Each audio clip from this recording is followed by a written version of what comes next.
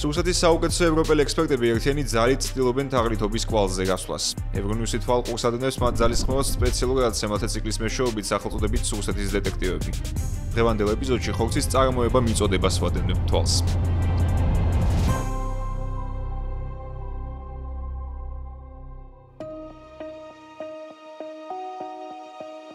საქმეს ცენტრალური საფრანგეთიდან ვიწყებს, სადაც სურსათის დეტექტივს დონატო ანდუეზას იმ თაღლითური სქემის გაშიფრვა სურს, რომლის საშუალებითაც დაბალფასიანი ხორცი უმაღლესი ხარისხისად საღდება. თაღლითური სქემის საშუალებით შესაძლოა მარცვლეულით, კონცენტრადებითა და ჩალით ნაკვები საქონელი ისე გაასაღონ, როგორც ბუნებრივ საძოვარზე გაზრდილი და ბალახით ნაკვები. ნებისმიერი თაღლითური მანიპულაციის გამოაშკარება ფერმის ხანგრძლივ და ძვირადღირებულ ინსპექტირებას მოითხოვს.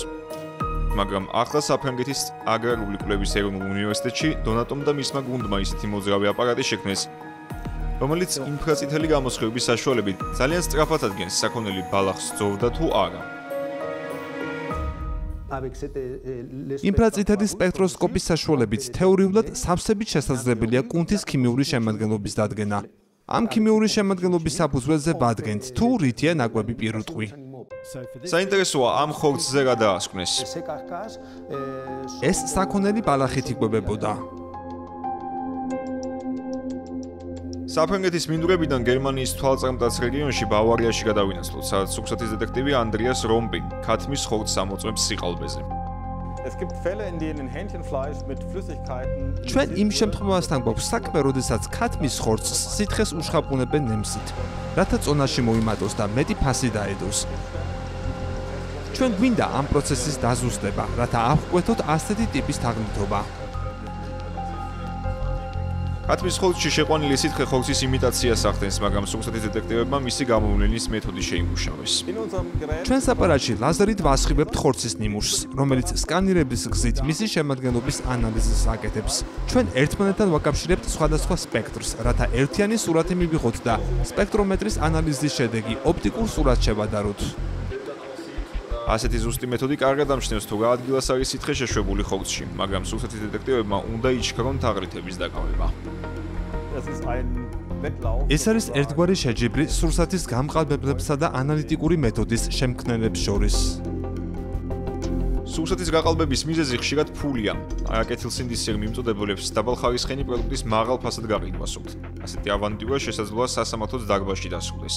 სასამართლომ უნდა დაადგინოს თუ როდის მოხდა გაყალბება და ის სწორედ ამ დროს სჭირდებათ გერმანიის მაქს რუბნერის ინსტიტუტის ექსპერტების დახმარება. დაგმარ ბრუგემანი ხელმძღვანელობს იმ გუნდს, რომელიც ხორცის ანალიზის ზუსტ ტექნოლოგიას ქმნის.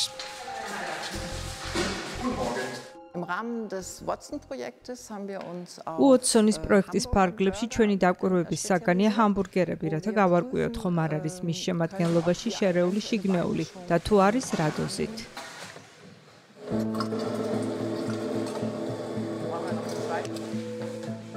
ექსპერტების მიზანია ისეთი ზუსტით სატესტო სისტემის შექმნა, რომლის გამოყენებაც შესაძლებელი იქნება სასამართლო დავების დროს. ეს კი ნიშნავს ნიმუშის მოლეკულურ დონეზე დამუშავებას, რათა ანალიზის გაკეთების დროს ყურადღება სიზუსტეზე გამახვილდეს და არა სისწრაფეზე, რათა ვინმეს ტყუილ უბრალოდ არ დასდონ ბრალი. თუ ანალიზის მეთოდი ზუსტი არ არის და მისი ცდომილება 25%-ს უდრის, მაშინ შეიძლება ან თაღლითობა ვერ შენიშნონ, ან საღი საქონელი მიიჩნიონ ყალბად, რაც კიდევ უფრო დიდი პრობლემაა.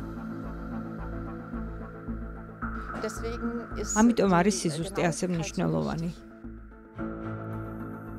საფრანგეთში კი დონატო ანდუეზე თავისი ხელსაწყოს გატესტვას აპირებს, რათა გერმანიიდან და ესპანეთიდან ჩატანილი საქონლის ხორცი შეამოწმოს. საინტერესოა მისი აზრით, რამდენად შესაძლებელია, რომ თაღლითობა მთლიანად ამოიზრկოს ხორცის წარმოების სექტორში. არ ვიცი, რამდენად შესაძლებელია სრული პროცესი გამჭვირვალე გავხადოთ, რადგან ჩვენ არ ვამოწმებთ საქონლის კვებისა და ხორცის წარმოების პირობების ყველა ეტაპს. მაგრამ სულ მცირე გამჭვირვალობის ხარისხის გაუმჯობესება შესაძლებელია. დღეს სულ ეს იყო. სურსათის დეტექტივების ციკლი ევროკავშირის უოტსონის პროექტის ფარგლებში ხორციელდება, რომელსაც პროგრამა ევროპის ჰორიზონტი აფინანსებს. მომავალ გადაცემაში ფინეთს ვეწოვით, სადაც ექსპერტები სანდო პროდუქტს აწარმოებენ ფერმებში. მომავალ შეხვედრამდე.